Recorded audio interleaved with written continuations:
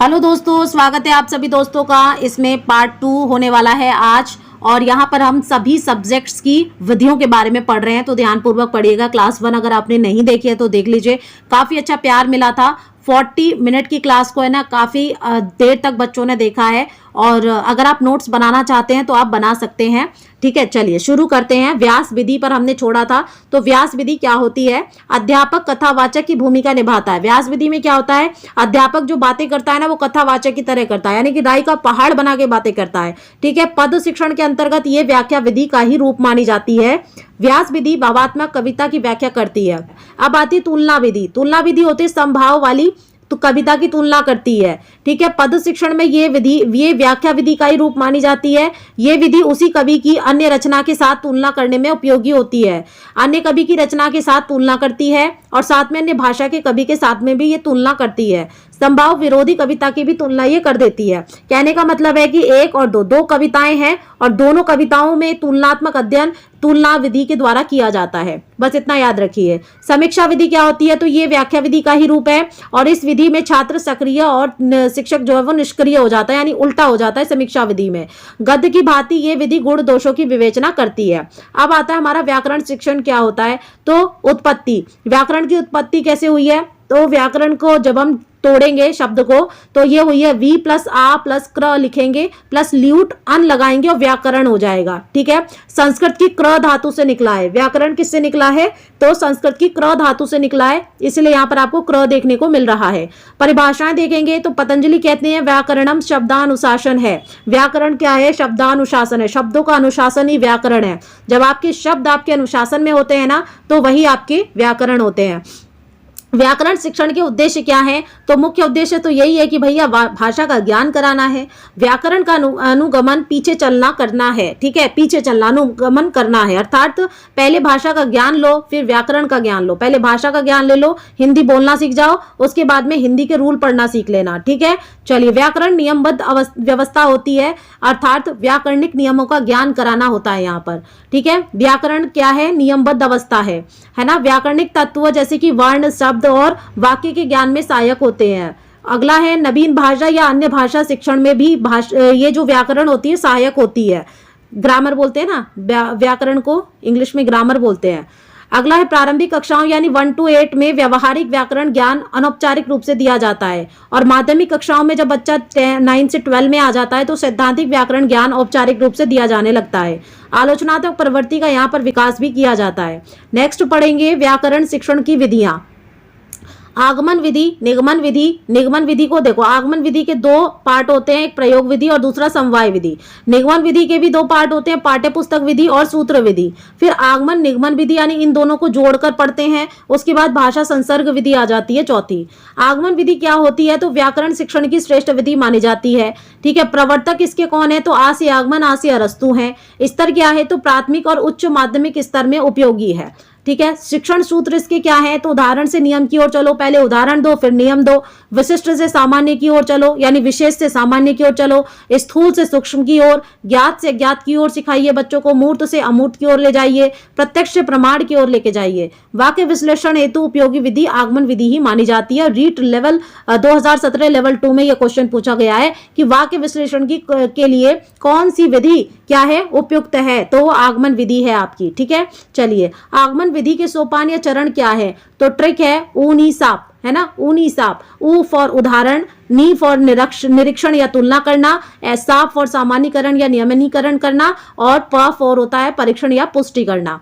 आगमन विधि के गुण या विशेषताएं देखेंगे तो ये मनोवैज्ञानिक विधि है। इस विधि से प्राप्त स्थान ज्ञान स्थायी होता है। ठीक है, इस विधि के ये मनोवैज्ञानिक विधि है, यानी उदाहरण से आप जो चीजें पहले से जानते हैं ना, उसको जब आप जानते हैं तो भाई जाहिर सी बात है कि अगले ज्ञान को आप स्थायी बना सकते हैं, तो प्राप्त ज्ञान जो है वो स्थायी हो जाता है। ये विधि बालक में खोजी प्रवृत्ति को जन्म देती है, क्योंकि छात्र स्वयं नियम की खोज करता है। अगला है ये विधि व्याकरण के लिए वो छोटी कक्षाओं हेतु उपयोगी है। ये विधि बालकों में मानसिक शक्ति का विकास करती है। ये विधि बालकों में तर्क, विचार, निर्णय शक्ति को बढ़ाती है। अगला आता है भाषा आगमन विधि के दोष या फिर कमी क्या है। तो इस विधि में अधिक समय भी खर्च होता है। इस विधि में योग्य और अनुभवी शिक्षकों की आवश्यकता भी होती है। परिणाम पूर्णतः सत्य नहीं होते हैं और बड़ी कक्षाओं के लिए उपयोगी बिल्कुल नहीं है। निगमन विधि आती है दूसरी विधि। इसके भी प्रवर्तक कौन है? अरस्तु ही है। उच्च स्तर इसका है उच्च प्राथमिक, माध्यमिक और उच्च माध्यमिक, यानी कि पूरे 12वीं तक के लिए ये मान्य रहती है निगमन विधि। ये विधि आगमन विधि का विलोम हो जाती है, उल्टी हो जाती है। इस विधि में छात्रों को पहले नियम या सूत्र दे दिया जाता है, फिर उस सूत्र को उदाहरणों में प्रयोग करके हल या ज्ञात करते हैं तथा सत्यता की पुष्टि करते हैं। निगमन के सोपान या चरण क्या हैं? तो नियम, सिद्धांत का ज्ञान, सिद्धांत का प्रयोग कैसे करोगे, परीक्षण यानी आंकड़ों के प्रयोग आधार पर, और फिर आप करोगे सत्यापन। निगमन विधि के शिक्षण सूत्र क्या है? तो 5 सूत्र है, 6 सूत्र है, यानी कि जो आपने आपके आगमन विधि के है ना, बस उसी को उल्टा कर दीजिए। नियम से उदाहरण की ओर ले जाओ, अज्ञात से ज्ञात की ओर, सामान्य से विशिष्ट की ओर, प्रमाण से प्रत्यक्ष की ओर, सूक्ष्म से स्थूल की ओर, अमूर्त से मूर्त की ओर। नेक्स्ट चलिए, अगला है निगमन विधि के गुण या विशेषताएं क्या हैं। तो समय और श्रम की बचत हो जाती है। नियम पहले से ही मिल जाते हैं बच्चे को, तो उसको ज्यादा खोजबीन करनी नहीं पड़ती है। समय पर पाठ्यक्रम पूरा हो जाता है कि ये पढ़ाना है, इस नियम के आधार पर पढ़ाना है, और पढ़ा के खत्म कर दिया जाता है। छात्रों की स्मरण शक्ति का विकास हो जाता है, यानी याद करने की क्षमता बढ़ जाती है। समस्याओं के हल तीव्र गति से निकलने में सहायक हो जाते हैं। क्रमबद्ध ज्ञान प्राप्त हो जाता है। नवीन समस्याओं का समाधान करने में उपयोगी है, और ये बड़ी और उच्च सभी के लिए प्रयोगी है। निगमन विधि की कमी या दोष क्या है? तो ये विधि आपको रटने पर बल देती है। 2020 की शिक्षा नीति कहती है रटाओ मत बच्चे को, है ना, जब आ जाए तो कह देना रटाओ मत, ये 2020 की शिक्षा नीति कहती है। लेकिन निगमन विधि कहती है कि रटाओ बच्चे को। इस विधि में मानसिक शक्ति का विकास नहीं हो पाता है। मतलब ठीक है, बच्चा आगे क्लासों में तो बढ़ता है, लेकिन उसका मानसिक शक्ति, बौद्धिक विकास नहीं हो पाता है। इस विधि से प्राप्त ज्ञान अस्थायी होता है, बच्चा भूल जाता है नियम को। इसीलिए तो आप देखते हैं ना कि पहली क्लास से लेकर 12वीं तक आपको नियम बहुत याद कराए जाते हैं, फिर भी आज तक आपको है ना सेंटेंस बनाने नहीं आए होंगे, जबकि आप 12वीं तक पढ़ रहे हैं। सेंटेंस कैसे बनाए, सेंटेंस के रूल क्या है, फिर भी नहीं आपको आते हैं, है ना। मतलब सबको नहीं आते हैं पूरे तरीके से। महारथी हैं जो अपने सब्जेक्ट में सिर्फ उन्हीं को आते हैं। ये विधि छोटी कक्षाओं के लिए भी उपयुक्त नहीं होती है, और ये विधि विद्यार्थी में आत्मविश्वास और आत्मनिर्भरता को उत्पन्न भी नहीं कर पाती है। अब आते हैं निगमन विधि के रूप क्या है। तो पाठ्यपुस्तक विधि और सूत्र विधि है। पाठ्यपुस्तक विधि क्या होती है? प्रवर्तक है इसके डॉक्टर बेस्ट। ठीक है, ये आपके इंग्लिश में भी है डॉक्टर बेस्ट। ठीक है, याद रखिएगा डॉक्टर बेस्ट ने क्या दिया है, तो पाठ्य पुस्तक विधि दी है। अन्य नाम है इसका सुग्गा प्रणाली है, लुपट प्रणाली। उत्पत्ति इसकी हुई है अंग्रेजी भाषा से, और ये विधि नीरस और मनोवैज्ञानिक मानी जाती है। नोट देखेंगे अब यहाँ पर, व्याकरण शिक्षण की पाठ्य पुस्तक विधि को विकृत रूप में सुग्गा प्रणाली कहते हैं। सुग्गा प्रणाली क्यों कहते हैं? जब आपका व्याकरण शिक्षण में जो पाठ्य पुस्तक की विधि है ना, वो जब विकृत हो जाती, खराब हो जाती है तब। और देखिए ये कितनी बार पूछा गया, रीट L 2012 में, L2 2021 में, और 2017 में भी L2 में पूछा गया है। तो देखिए बहुत इंपॉर्टेंट है वो, इसको याद रखिएगा क्या है ये। व्याकरण शिक्षण की जो पाठ्य पुस्तक विधि को विकृत रूप से सुग्गा प्रणाली भी कहते हैं। ठीक है, अगला देखिए सूत्र विधि क्या होती है। अन्य नाम है घटे समुद्र पूर्णम, है ना, यानी उत्पत्ति और सर्वाधिक प्रचलन इसका संस्कृत भाषा में होता है। सूत्र प्रणाली का पाणिनि की अष्टाध्यायी सूत्र विधि पर यह आधारित है। इस विधि का हिंदी में प्रयोग न के बराबर ही होता है। सूत्र संक्षिप्त छोटे होते हैं, इसीलिए बड़े नियमों को सूत्र में बदलकर रटा जाता है, और ये अमनोवैज्ञानिक होते हैं। जब आप संधि याद करते हैं तो वहां पर हर किसी को वहां संधि का रूल, सूत्र याद नहीं हो पाता है। एग्जाम्पल आपको याद हो जाएंगे लेकिन सूत्र याद नहीं हो पाएगा, है ना। बहुत अजीब अजीब से शब्द होते हैं उसके अंदर, वर्ड्स होते हैं, लेटर होते हैं। आगमन और निगमन विधि कौन सी है? तो व्याकरण शिक्षण की सर्वश्रेष्ठ विधि मानी जाती है। ये मनोवैज्ञानिक विधि है। आगमन और निगमन विधि का क्रमशः प्रयोग किया जाता है। पहले उदाहरण द्वारा छात्र से नियम निकलवाए जाते हैं, फिर उस नियम की पुष्टि उदाहरण द्वारा कर दी जाती है। अब आती है चौथी विधि यानी कि सूत्र विधि। ये विधि निगमन विधि का ही रूप है, संस्कृत से उत्पन्न हुई है, नियम से उदाहरण की ओर जाती है। नियम और सूत्रों के कंठस्थ यानी रटा दिया जाता है। ये केवल बड़ी कक्षाओं के लिए उपयोगी है। इसमें व्याकरण, निबंध, लेखन, भाषण आदि के निर्माण में ये सहायक होती है। अगला देखेंगे यहाँ पर द्विभाषा शिक्षण क्या होता है। अर्थ और उद्देश्य देखेंगे, द्विभाषा ज्ञानम यानी दो भाषा या दूसरी भाषा का ज्ञान करना ही क्या होता है, द्विभाषा शिक्षण होता है। द्विभाषा द्वितीय भाषा के रूप में हिंदी का शिक्षण है। प्रथम भाषा मातृभाषा स्वाभाविक रूप से अर्जन है और दूसरी भाषा होती है अन्य भाषा जो आप प्रयास द्वारा या अधिगम द्वारा सीखते हैं। यानी अगर मैं बात करूं द्विभाषा या द्वितीय भाषा के रूप में तो हम हिंदी ले रहे हैं और प्रथम भाषा हमारी मातृभाषा होती है, जहां पर आप पैदा हुए हैं वहां की जो स्वाभाविक रूप से आपने भाषा अर्जित की है, सुनकर देखकर बोलकर उसको आप बोल रहे हैं। और दूसरी भाषा आपकी आती है अन्य भाषा जो आप प्रयास के द्वारा या अधिगम के द्वारा या फिर पैसा देकर सीख रहे हैं कहीं से। ठीक है, आप देखिए द्विभाषा शिक्षण की विधियां क्या हैं, तो व्याकरण अनुवाद विधि भंडारकर के द्वारा विधि दी गई है, ये इसको भंडारकर विधि भी कहते हैं। कल भी मैंने जब वन लाइनर कराए थे एक क्लास में तो उसमें मैंने आपको करवाए थे काफी सारे, कम से कम 200 क्वेश्चंस मैंने आपको वन लाइनर के थ्रू करवाए हैं। प्रत्यक्ष विधि आती है, द्विभाषी विधि आती है, व्यतिरेक विधि आती है, सैनिक विधि आती है और संरचनात्मक या गठन विधि आती है। व्याकरण अनुवाद विधि पढ़ेंगे, प्रवर्तक है इसके रामकृष्ण गोपाल भंडारकर। ठीक है, इसीलिए इसको भंडारकर विधि भी कहते हैं। व्याकरण ट्रांसलेशन विधि याद रखेंगे। विरोध किया था जॉन वैसिडी के द्वारा, जॉन वैसिडी के द्वारा विरोध किया गया। मूल स्रोत क्या है, संस्कृत भाषा से निकली है। अन्य नाम क्या है, भंडारकर विधि और अनुवाद विधि या परोक्ष विधि भी इसको कहते हैं। द्वितीय भाषा शिक्षण की स्वयं शिक्षण मालाएं व्याकरण अनुवाद विधि पर आधारित होती हैं। ठीक है, अगला देखिए, इस विधि में पढ़ने और लिखने यानी सैद्धांतिक पक्ष पर जोर दिया जाता है। इस विधि में सुनना और बोलना यानी व्यवहारिक पक्ष दोनों की अपेक्षा कर दी जाती है। अगला देखेंगे, व्याकरण अनुवाद विधि के सोपान या चरण क्या है या पद क्या है या स्तर क्या है। तो सर्वप्रथम द्वितीय भाषा की व्याकरण का ज्ञान दिया जाता है। मातृभाषा का द्वितीय भाषा में अनुवाद किया जाता है। द्वितीय भाषा का मातृभाषा में अनुवाद किया जाता है, यानी मातृभाषा का द्वितीय भाषा में अनुवाद करो, द्वितीय भाषा का मातृभाषा में अनुवाद करो। शब्दकोश की जानकारी इसमें दी जाती है। अब आती है प्रत्यक्ष या परोक्ष विधि। प्रवर्तक कौन है, तो फ्रांस के गुइन महोदय हैं। ठीक, अन्य नाम है सुगम विधि, प्राकृतिक विधि, निर्वाध विधि और समार्थ विधि। मूल स्रोत है अंग्रेजी भाषा से निकली है। संस्कृत भाषा शिक्षण की यह सर्वोत्तम विधि भी मानी जाती है। नोट देखेंगे तो संस्कृत भाषा शिक्षण के अंतर्गत प्रत्यक्ष विधि के जनक डॉक्टर बीपी बोकिल कहलाते हैं। इस विधि में मातृभाषा का प्रयोग निषेध माना जाता है। जिस प्रकार से बालक अपनी मातृभाषा स्वाभाविक रूप से सीखता है, उसी प्रकार प्रत्यक्षीकरण के द्वारा बालक को द्वितीय भाषा अन्य भाषा सिखाई जाती है। द्वितीय भाषा सीखने के लिए द्वितीय भाषा का ही प्रयोग किया जाता है। यहाँ पर क्या होता है, प्रत्यक्ष में आपका डायरेक्ट मेथड कहलाती है। इंग्लिश वाले बच्चे याद रखेंगे, डायरेक्ट मेथड कहलाती है। और डायरेक्ट मेथड में क्या होता है, जो भाषा आपको सीखनी है वहां पर जाकर आप उसी को सीखेंगे। जैसे अगर आपको मान लीजिए कि आप हिंदी भाषा आप तमिल सीखनी है, तो प्रॉपर आपको जब तमिल सिखाई जाएगी ना, तो ट्रांसलेट नहीं किया जाएगा, तमिल ही सिखाई जाएगी।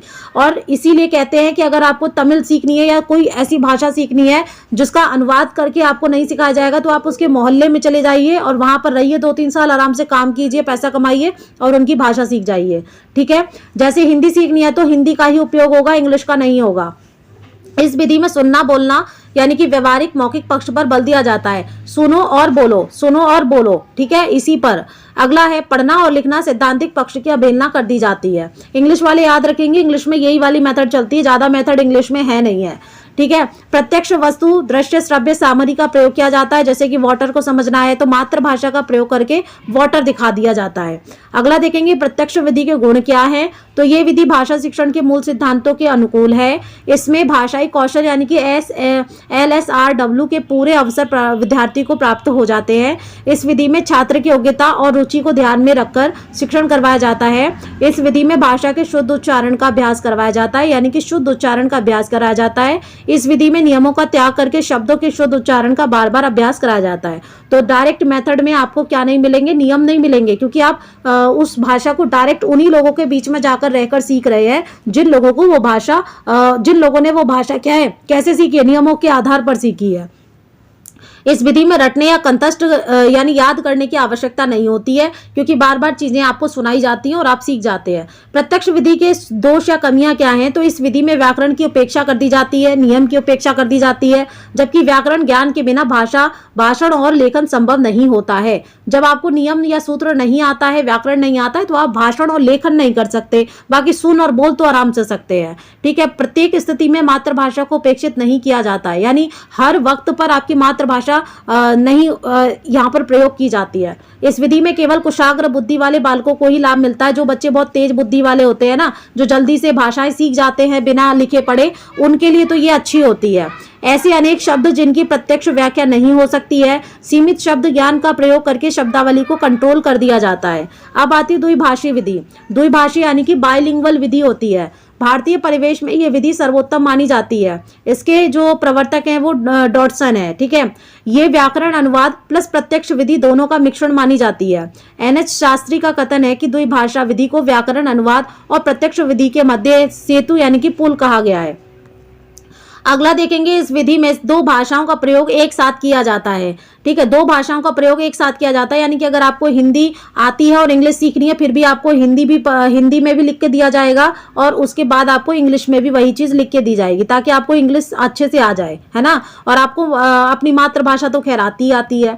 अगला, पहला व्यक्ति अपने मनोभावों को अपनी भाषा में व्यक्त करता है तथा दूसरा व्यक्ति द्विभाषिया उसे दूसरी भाषा में अनुवाद कर देता है। जैसे अब आती है व्यतिरेक विधि। ये द्वितीय भाषा शिक्षण की तुलनात्मक विधि है। मातृभाषा और सीखी जाने वाली भाषा, द्वितीय भाषा दोनों का विश्लेषण और तुलनात्मक अध्ययन इसमें किया जाता है। इस विधि की सफलता इस बात पर निर्भर करती है कि दोनों भाषाओं का व्याकरण वर्णात्मक है या नहीं, ठीक है। इस विधि में पहले मातृभाषा और बाद में द्वितीय भाषा का अध्ययन किया जाता है।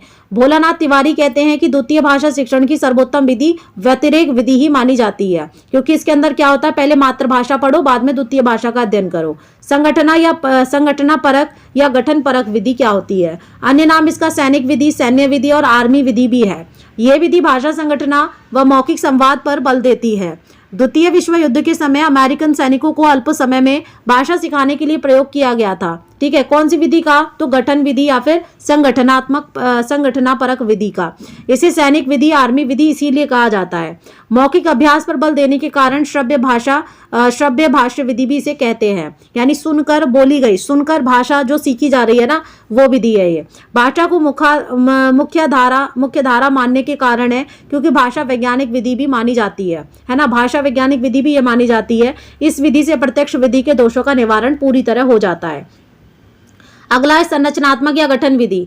संगठनापरक पद्धति का सर्वोत्तम वैज्ञानिक विकास संरचनात्मक विधि के रूप में हुआ। द्वितीय भाषा के रूप में अंग्रेजी शिक्षण की यह सबसे उपयुक्त आधुनिक पद्धति मानी जाती है। इस विधि में शब्द ज्ञान की अपेक्षा संरचना, वाक्य रचना पर बल दिया जाता है। जैसे कि पहले आपको ऐसे करके नियम बता दिया जाता है, रूल बता दिया जाता है, यानी कि subject plus helping verb plus main verb plus object, है ना। अगला चलेंगे, रचना शिक्षण क्या होता है, अर्थ और उद्देश्य देखेंगे। भाषा की मौखिक तथा, ये दोस्तों एक तरीके से ना मैं आपका क्विक रिवीजन करा रही हूँ, सुनते जाएंगे। अगर लिखना चाहते हैं तो पॉज करके आप लिख सकते हैं क्लास को, अदरवाइज आप सुनते जाइए, क्योंकि इन 20 दिनों को ना बहुत अच्छे से आपको कवर करना है, क्योंकि आपको ना सब कुछ लेके चलना है। अब आप कुछ भी नहीं छोड़ सकते। आपको मॉडल पेपर भी पढ़ने होंगे, मॉडल पेपर करने भी होंगे, पढ़ने भी होंगे, समझने भी होंगे, नोट्स भी आपको रिवाइज करने होंगे। और फिर आप ऐसे समय पर है ना, जब लास्ट टाइम बचता है ना, तो स्टूडेंट को मैराथन्स की मतलब भूख लग जाती है कि मैराथन्स मिल जाए। तो इसीलिए आप यहाँ पर इसको फॉलो कर लीजिए। सिर्फ एक चीज को फॉलो करेंगे ना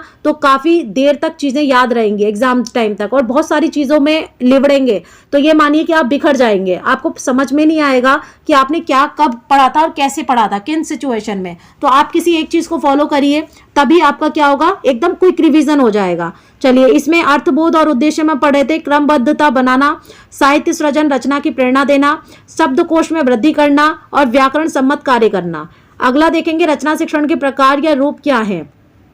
मौखिक रचना वाचन, है ना, और लिखित रचना लेखन। मौखिक रचना में क्या क्या किया जाता है, रचना के प्रकारों में वार्तालाप यानी बातचीत संवाद करते हैं, है ना, भाषण वाद विवाद करते हैं, चित्र वर्णन श्रवण करते हैं, यानी कि कोई चित्र होता है उसको वर्णन करके उसको सुना रहे हैं, है ना। अगला है आपका कविता पाठ करते हैं, बाल सभा अंताक्षरी करते हैं। और लिखित रचना में आपके निबंध आते हैं, संवाद लेखन, कविता कहानी लेखन, जीवनी आत्मकथा, चित्र वर्णन लेखन इसमें आ जाता है, ठीक है। अगला देखिए, चित्र वर्णन विधि क्या होती है, तो ये प्राथमिक स्तर पर होती है। चित्र प्रदर्शन शिक्षक के द्वारा किया जाता है और वर्णन व्याख्या छात्र द्वारा की जाती है। दूसरा आता है शब्द प्रदान विधि। सभी स्तरों हेतु ये प्रयोगी मानी जाती है। शब्द प्रदान विधि वाक्य प्रदान विधि है, उच्च प्राथमिक स्तर पर उपयोगी है। उद्बोधन विधि, ये छात्र द्वारा अर्थ निकलवाकर रचना करवाना, ये गद्य शिक्षण की सर्वश्रेष्ठ विधि मानी जाती है। प्रवचन विधि क्या है? तो अध्यापक अर्थ बताता है और छात्र रचना करता है। ठीक। प्रश्नोत्तर विधि क्या है? तो अध्यापक प्रश्न पूछता है, विद्यार्थी उत्तर देता है। अनुकरण विधि क्या है? स्तर है इसका प्राथमिक। आदर्श वाचन करता है अध्यापक, अनुकरण वाचन करता है छात्र। लेखन और उच्चारण प्राथमिक स्तर पर करवाया जाता है। वाद विवाद तर्क वितर्क विधि कौन सी है? तो माध्यमिक स्तर पर उपयोगी है, पक्ष विपक्ष पर चर्चा होती है। रूपरेखा विधि अन्य नाम है इसका पूर्ण विधि, स्वतंत्र नहीं होती, पूरक विधि होती है। मंत्रणा विधि या स्वाध्याय विधि क्या होती है? तो ये मंत्रणा छात्र प्लस अध्यापक इन्वॉल्व होते हैं और स्वाध्याय में छात्र होते हैं। अन्य नाम निर्देशन विधि भी है, अध्यापक इसमें निर्देशन करता है। ठीक है। अगला है नाटक शिक्षण।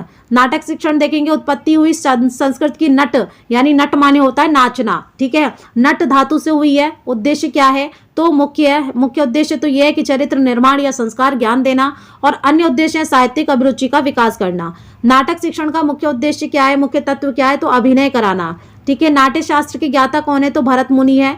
भरत मुनि ने कितने उद्देश्य बताए? 3, हितोपदेश, विश्रांति और विनोद। ठीक है। नाटक दृश्य श्रव्य सामग्री है, अर्थात आंख और कान सक्रिय रहते हैं। इसके अंदर क्या होते हैं? आंख और कान सक्रिय रहते हैं, इसीलिए दृश्य और श्रव्य सामग्री है। नाटक शिक्षण की विधियां पढ़ेंगे अब।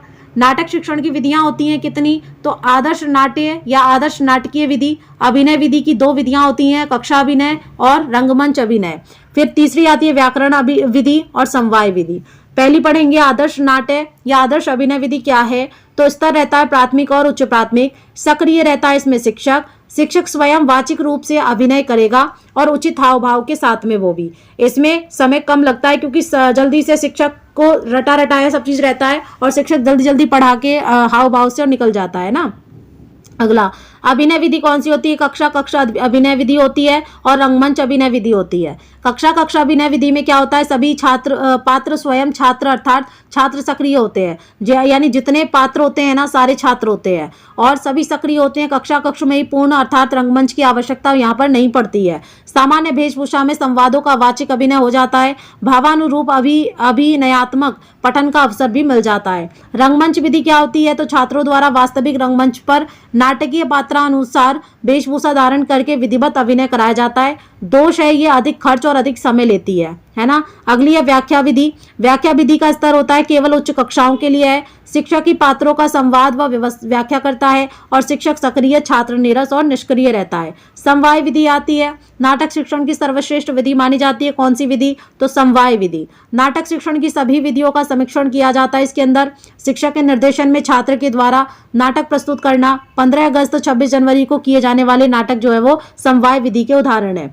नाटक शिक्षण अभिनय के प्रकार क्या है? तो आंगिक या कायिक, यानी जब आपका केवल शरीर के अंगों के द्वारा आप नाटक कर रहे हैं या अभिनय कर रहे हैं। वाचिक में आप केवल बोलकर, आहार्य में केवल वेशभूषा धारण करके, और सात्विक यानी सर्वश्रेष्ठ विधि मानी जाती है जो कि सभी गुणों को आश्रित कर लिया जाने वाला अभिनय कहलाता है, सात्विक अभिनय। अब आती है हमारी कहानी शिक्षण। कहानी गद्य का ही एक रूप है। किसका रूप है? गद्य का ही एक रूप है। कहानी सामान्यतः लघु रूप में भी होती है। अब देखेंगे यहाँ पर मुख्य उद्देश्य क्या है? मनोरंजन और कल्पना शक्ति का विकास करना। अन्य उद्देश्य क्या है? तो सृजनात्मक शक्ति का विकास करना। कहानी शिक्षण की विधियां पढ़ेंगे तो मौखिक कहानी कथन विधि जो कि प्राथमिक स्तर पर होती है। परियों की कहानियां छोटे बालकों के लिए सर्वाधिक उपयुक्त होती हैं। फिर आती है चित्र प्रदर्शन प्रणाली। स्तर रहता है प्राथमिक और पूर्व प्राथमिक। फ्लेनल बोर्ड के द्वारा प्रयोग किया जाता है। इसके अंदर घटना संबंधी प्रश्न पूछकर कहानी का विकास किया जाता है।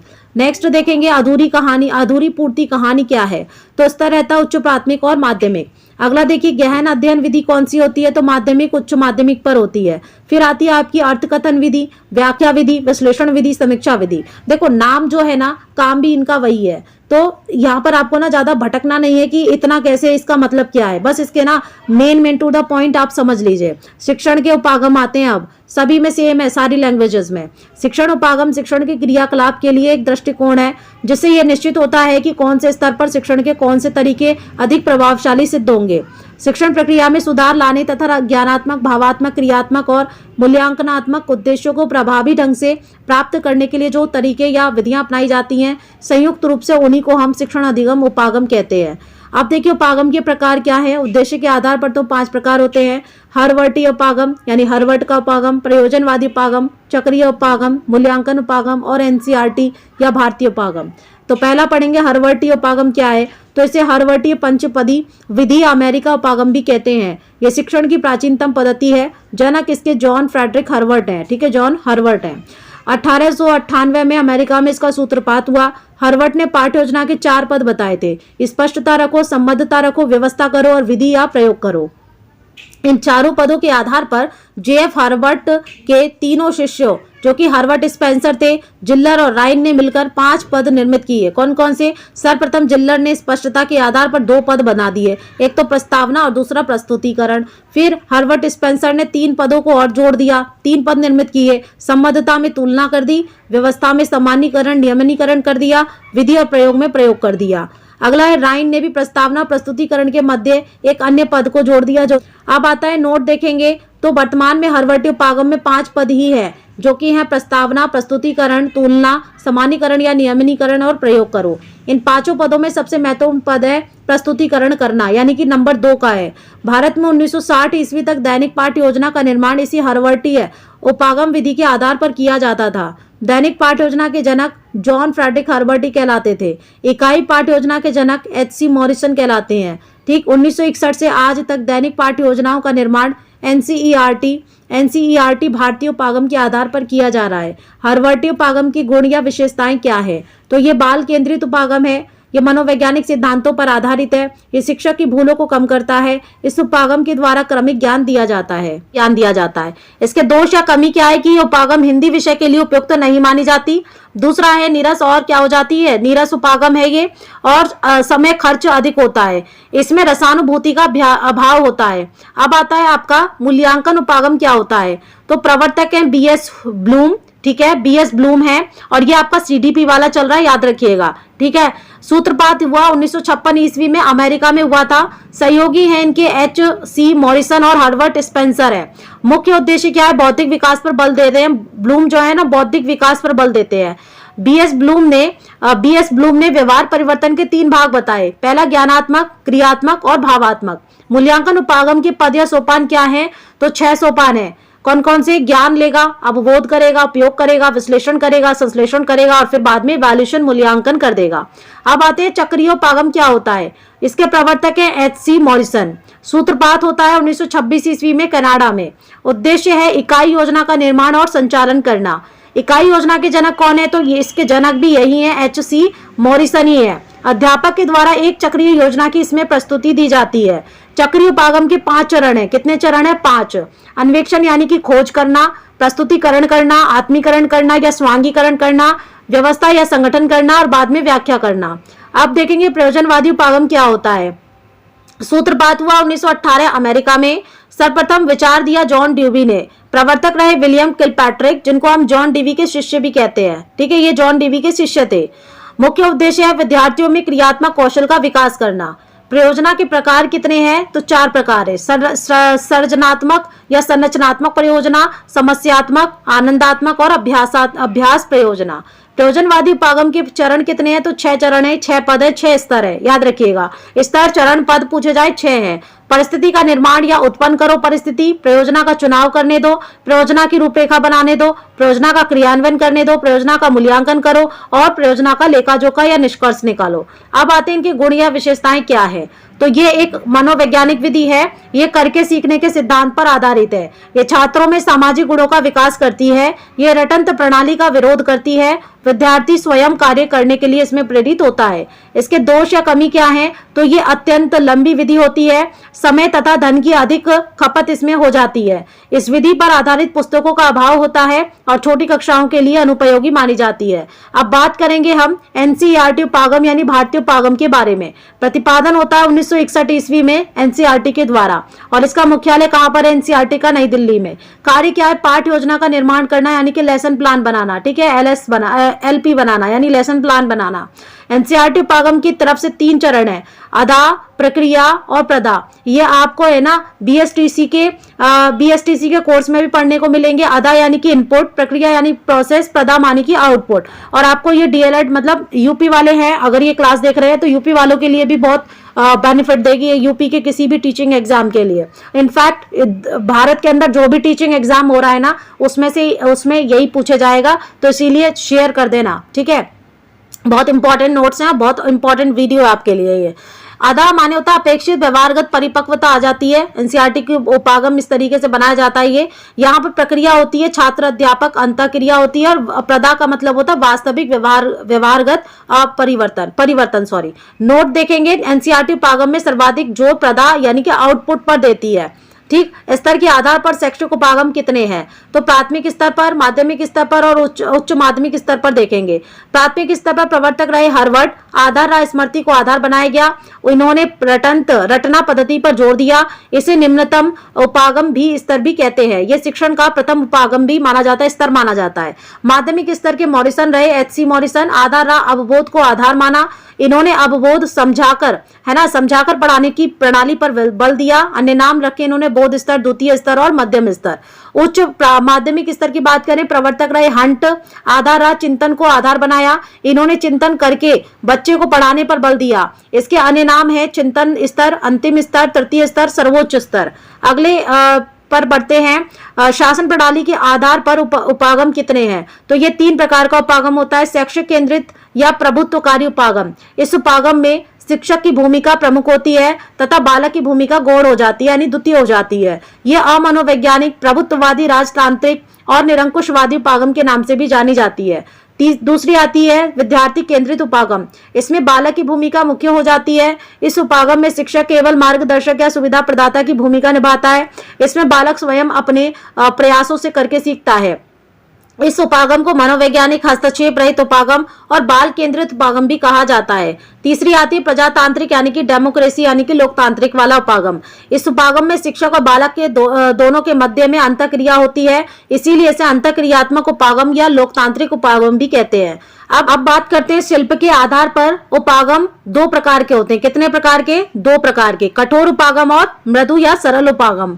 कठोर उपागम को हम हार्डवेयर उपागम और मशीनरी उपागम भी कहते हैं, और मृदु या कोमल को हम सरल या सॉफ्टवेयर उपागम भी कहते हैं। संगठन के आधार पर 3 प्रकार के उपागम होते हैं, औपचारिक, अनौपचारिक और निरौपचारिक। अब शिक्षण के आते हैं प्रकार। उद्देश्यों के आधार पर बीएस ब्लूम के अनुसार ज्ञानात्मक, प्रत्यात्मक और साहचर्यात्मक, ये मैंने आपको पहले भी पढ़ाया था शिक्षण के प्रकार। ठीक है, मानसिक क्षमताओं का विकास यानी बौद्धिक क्षमताओं का विकास किसमें होगा? ज्ञानात्मक स्तर पर। इंद्रियों का द्वारा सीखना प्रत्यात्मक पर, है ना, और इसको संवेगानात्मक भी बोलते हैं। और पूर्व ज्ञान के आधार पर नवीन ज्ञान अर्जित करेंगे साहचर्यात्मक में। बीएस ब्लूम की ज्ञानात्मक उद्देश्य का वर्गीकरण ब्लूम ने 1956 में शिकागो विश्वविद्यालय में ज्ञानात्मक उद्देश्यों को 6 भागों में बांट दिया था। ज्ञान में, बोध में, प्रयोग में, विश्लेषण में, संश्लेषण में और मूल्यांकन में। अब नोट देखेंगे, आरसीईएम का प्रारूप क्षेत्रीय महाविद्यालय मैसूर में नवीन पद सृजनात्मक शब्द को जोड़ दिया। इन्होंने नवीन पद कौन सा जोड़ा? सृजनात्मक को जोड़ दिया। किसने? आरसीईएम के प्रारूप में। 2001 में बीएस ब्लूम की टैक्सोनॉमी का संशोधन प्रारूप एंडरसन ने 6 भागों में बांटकर प्रस्तुत किया। स्मरण जोड़ दिया, है ना, समझना जोड़ दिया, समझाना, लागू करना, विश्लेषण, मूल्यांकन और रचना करना। अगला चलते हैं, अगला क्या है? भावात्मक उद्देश्य। तो इसको प्रवर्तक रहे करथवाल। ठीक है, चारित्रिक गुणों का विकास की बात होती है। इसके 6 भाग हैं। कौन कौन से? आग्रहण करना, अनुक्रिया करना, अनुमूलन करना, प्रत्तीकरण करना, व्यवस्थापन करना, चरित्र निर्माण करना। अब आते हैं क्रियात्मक उद्देश्य, कौशलों का विकास करना। प्रवर्तक है सिम्पसन द्वारा 1969 में। 6 भाग इसके अंदर वर्गीकृत किए गए। उद्दीपक, कार्य करना, नियंत्रण, समायोजन, स्वाभाविकरण और आदत का निर्माण करना। चलिए नेक्स्ट अगला चलते हैं। अगला है गणित की प्रकृति। बात करेंगे अब गणित विषय की। तो गणित की प्रकृति को निम्न बिंदुओं से समझा जा सकता है। गणित में संक्रियाएं, स्थान, दिशा तथा मापन, नाप तोल का ज्ञान प्राप्त किया जाता है। गणित की अपनी एक भाषा होती है। ठीक है, गणित के ज्ञान का आधार हमारी ज्ञानेंद्रियां होती हैं। गणित के ज्ञान का आधार निश्चित और विश्वसनीय होता है, यानी यहाँ पर विश्वास करने योग्य और निश्चित बातें होती है, सर्टेन बातें होती हैं एकदम। गणित का ज्ञान यथार्थ, क्रमबद्ध, तार्किक और अधिक स्पष्ट होता है, जिसे एक बार ग्रहण करके आसानी से भुलाया नहीं जा सकता। ठीक है, अगला देखेंगे, गणित के अध्ययन से प्रत्येक ज्ञान तथा सूचना स्पष्ट होती है तथा उसका एक संभावित जो उत्तर है वो निश्चित हो जाता है। गणित के विभिन्न नियमों, सिद्धांतों, सूत्रों आदि में संदेह की संभावना नहीं रहती। गणित के अध्यापन से आगमन, निगमन और सामान्यीकरण की योग्यता विकसित होती है। इसमें बालकों को स्वास्थ्य तथा वैज्ञानिक दृष्टिकोण विकसित होता है। ठीक है, स्वस्थ तथा वैज्ञानिक दृष्टिकोण विकसित होता है। गणित की प्रकृति के संबंध में स्कॉटिश दार्शनिक हैमिल्टन ने लिखा है कि the study of mathematics is so easy that it's efforts no real mental discipline. ठीक है, अगला देखेंगे, श्री सीवी भीम शंकरन ने अपनी पुस्तक मैथमेटिक्स एजुकेशन में गणित की प्रकृति के बारे में लिखा है कि यह परिमाणात्मक होती है, यह क्रम तथा माप की भाषा होती है तथा इसके द्वारा तार्किक संबंधों को स्पष्ट किया जा सकता है, यह अमूर्त होती है, यह एक जीवंत भाषा है, इसके माध्यम से संभावनाओं को व्यक्त किया जा सकता है। गणित की भाषा त्रुटिहीन तथा संक्षिप्त होती है, गणित एक सार्वदेशिक भाषा होती है। गणित की प्रकृति पर बात करेंगे एनसीईआरटी के संदर्भ में, तो गणित के द्वारा मूर्त अवधारणाओं को मूर्त रूप में निरूपित किया जाता है। गणित में आगमनात्मक और निगमनात्मक तर्क शामिल होते हैं व इसका प्रयोग गणित प्रस्ताव के समानीकरण के लिए किया जाता है। अगला है, गणित के विचार सार्वभौमिक होते हैं। ठीक है, आप किसी भी जाति, धर्म, देश, भाषा में रह लीजिए, यहाँ पर गणित आपको वैसी ही पढ़नी पड़ेगी जैसी कि है। ठीक है, आप सब जगह गिनतियों को गिनतियां ही पढ़ेंगे, पहाड़ों को पहाड़े पढ़ेंगे, जोड़ गुणा घटाओ जो है वो एक ही संक्रिया के द्वारा करेंगे। गणित एक सटीक विज्ञान भी है, गणित की अपनी भाषा है, ये हमने पढ़ ही लिया। अगला देखिए, गणित के संबंध में परिभाषाएं किस किसने दी। मार्शल एच स्टोन के अनुसार गणित एक ऐसी अमूर्त व्यवस्था का अध्ययन है जो कि अमूर्त तत्वों से मिलकर बनी है। ठीक है, इन तत्वों को मूर्त रूप में परिभाषित किया गया है, यानी कि भाषा जो गणित है ना वो अमूर्त व्यवस्था का अध्ययन करती है और अमूर्त तत्वों से मिलकर बनी है, लेकिन जब वो हमारे सामने आती है तो वहां पर उसे मूर्त रूप से प्रस्तुत किया जाता है। हॉगमैन कहते हैं कि गणित सभ्यता और संस्कृति का दर्पण है। गिब्स कहते हैं कि गणित एक भाषा है। गॉस कहते हैं कि गणित विज्ञान की रानी है।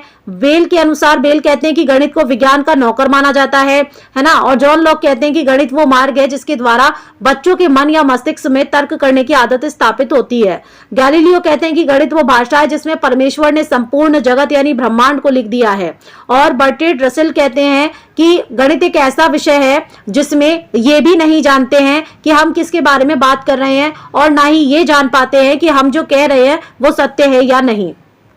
अगला देखेंगे, रोजन बेकन के अनुसार गणित सभी विज्ञानों का मुख्य द्वार तथा कुंजी है, यानी कि गेटवे है। ठीक है, कांट महोदय कहते हैं कि एक प्राकृतिक विज्ञान केवल उसी स्थिति में विज्ञान है जब तक इसका स्वरूप गणितीय है। बर्थलॉट क्या कहते हैं कि गणित सभी वैज्ञानिक शोधों का एक अति महत्वपूर्ण उपकरण है। काम्टे कहते हैं कि वो सभी वैज्ञानिक शिक्षा जो गणित को साथ लेकर नहीं चलती है अनिवार्यता अपने मूल रूप में दोषपूर्ण होती हैं। व्हाइट हैंड कहते हैं व्यापक महत्व की दृष्टि से गणित सभी प्रकार की औपचारिक, निगमनात्मक, तार्किक योग्यता का विकास करती है। उपरोक्त सभी परिभाषाओं के आधार पर गणित के संबंध में सारांश रूप में हम कह सकते हैं कि गणित स्थान तथा संख्याओं का विज्ञान है, गणित गणनाओं का विज्ञान है, गणित माप, तोल, मापन, मात्रा, परिमाप तथा दिशा का विज्ञान है, गणित विज्ञान की क्रमबद्ध, संगठित तथा यथार्थ शाखा है। इसमें मात्रात्मक तथ्यों और संबंधों का अध्ययन किया जाता है। ये तार्किक विचारों का विज्ञान है। गणित के अध्ययन में मस्तिष्क में तर्क करने की आदत स्थापित हो जाती है, यानी आप अपने मस्तिष्क यानी दिमाग में ही तर्क करने लगते हैं। यह आगमनात्मक तथा प्रायोगिक विज्ञान होती है और गणित वो विज्ञान है जिसमें आवश्यक निष्कर्ष निकाले जा सकते हैं। चलते हैं अगले, गणित की में तर्क शक्ति के ऊपर बात करेंगे। सरलता इस विशेषता के आधार पर गणित में हम महत्वपूर्ण शिक्षण सूत्र सरल से कठिन की ओर प्रयोग करते हैं। इसमें जटिल से जटिल समस्याओं को सरल तरीके से हल करना सिखाया जाता है। अगला है आपका तर्क शक्ति में शुद्धता, एक्यूरेसी की बात हो रही है।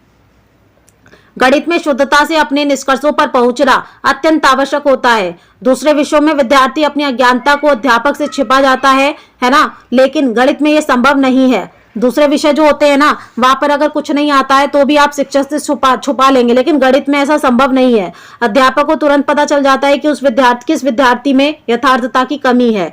ठीक है, तीसरा है परिणामों की निश्चितता। गणित में समस्याओं का एक निश्चित उत्तर होता है, उत्तर या तो गलत ही होगा या सही होगा, उसमें किसी प्रकार के भ्रम की कोई गुंजाइश नहीं होती है ना। मैथ में जब आप सोल्यूशन करते हैं तो आंसर सही आता है या गलत आता है। मौलिकता यानी कि मोरालिटी। ठीक है, गणित के अध्ययन में मौलिक चिंतन पर का अवसर मिलता है। ठीक, अगला देखेंगे संक्षिप्तता कहती है कि किसमें गणित में सांकेतिक भाषा का प्रयोग होता है। संकेतों में गणित के दर्शकर सब इसके रूप को संक्षिप्त किया जाता है।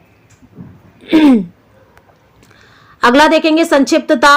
गणित में सांकेतिक भाषा का प्रयोग होता है। संकेतों में गणित को दर्शाकर इसके रूप को संक्षिप्त कर दिया जाता है, नहीं कि छोटा कर दिया जाता है ना। जैसे कि चूकी लिखना है तो चूकी को कैसे लिखते हैं, ऐसे करके बिंदु बना देते हैं, है ना, चूकी का। ठीक, अगला देखिए, दैनिक जीवन में उपयोगी। गणित के अध्ययन की भांति चिंतन की स्पष्टता और यथार्थता दैनिक जीवन के लिए भी नितांत आवश्यक होती है। परिणामों की पुष्टि। गणित में समस्याओं के परिणामों की पुष्टि संभव होती है, जिससे विद्यार्थी में आत्मविश्वास की भावना जो है वो जागृत होती है। शैलवॉक का कथन है कि जो व्यक्ति गणित तथा वैज्ञानिक परीक्षणों के परिणामों को नहीं जानता, वो सत्य को जाने बिना ही मर जाता है। अगला देखते हैं, अगला क्या है, पाठ्यक्रम में गणित की महत्ता पर बात करेंगे। आधुनिक युग में सभ्यता का आधार गणित ही है। मातृभाषा के अतिरिक्त ऐसा कोई विषय नहीं है जो दैनिक जीवन में इतना अधिक संबंधित हो। गणित को व्यापार का प्राण तथा विज्ञान का जन्मदाता माना जाता है। वर्तमान समय में गणित को विद्यालय पाठ्यक्रम में विशेष स्थान दिया गया है, क्योंकि गणित बालक को अपनी जीविका कमाने के योग्य बनाती है तथा ज्ञान वृद्धि करती है। अब आता है बौद्धिक मूल्य। बौद्धिक विकास के लिए गणितीय शिक्षण का अत्यधिक महत्व है। गणित की प्रत्येक समस्या का हल करने के लिए मानसिक कार्य की आवश्यकता होती है। बच्चे की संपूर्ण मानसिक शक्तियों का विकास गणित पढ़ने से सरलता से हो जाता है। प्लेटो ने स्पष्ट किया है कि गणित एक ऐसा विषय है जो मानसिक शक्तियों को प्रशिक्षित करने का अवसर प्रदान करता है। एक सुसुप्त आत्मा में चेतना स्वयं नवीन जागृति करने का कौशल गणित ही प्रदान करता है। प्रोफेसर सल्टर्स महोदय कहते हैं कि गणित की शिक्षा प्राथमिक रूप से मानसिक शक्तियों को प्रशिक्षित करने के लिए दी जाती है। हर्ब्स कहते हैं कि गणित मस्तिष्क को तीक्ष्ण एवं तीव्र बनाने में उसी प्रकार कार्य करता है जैसे किसी औजार को तीक्ष्ण करने में काम आने वाला पत्थर। इसके अध्ययन से स्पष्ट, तर्क सम्मत और क्रमबद्ध रूप से भलीभांति सोचने की शक्ति आती है। गणित का अध्ययन करने से बच्चे को अपनी सभी मानसिक शक्तियों को विकसित करने का पूर्ण अवसर मिल जाता है। चलिए अब पढ़ेंगे व्यवहारिक मूल्य, जो कि आपका हम पार्ट 3 में पढ़ने वाले हैं। और अगर अभी तक आपने ये पार्ट 2 और पार्ट 1 नहीं देखा है तो देख लीजिए, क्योंकि इसमें ना आपके जितने भी रीट के अंदर लेवल 1 लेवल 2 के अंदर आपके क्वेश्चन जो मतलब पूछे जाएंगे सब्जेक्ट, उन सब की शिक्षण विधियां शामिल हैं। क्योंकि अभी हम गणित पर आ चुके हैं, हिंदी पढ़ चुके हैं, सीडीपी पढ़ चुके हैं, और उसके ऊपर भी हमने जो एक है लास्ट, इसमें जो बचेगा हमें, मुझे लगता है कि इसमें जो आपकी क्लासें आएंगी वो कम से कम 6 से 7 क्लासों में ये कवर हो पाएगी, क्योंकि बहुत सारे हैं ये। इसीलिए मुझे थोड़ा सा जल्दी क्विक तरीके से आपको पढ़ाना पड़ रहा है। अगर आप इसे पॉज कर करके लिखना चाहते हैं तो लिख भी सकते हैं, कोई इश्यू नहीं है। ठीक है, चलिए फिर मिलते हैं पार्ट 3 के अंदर।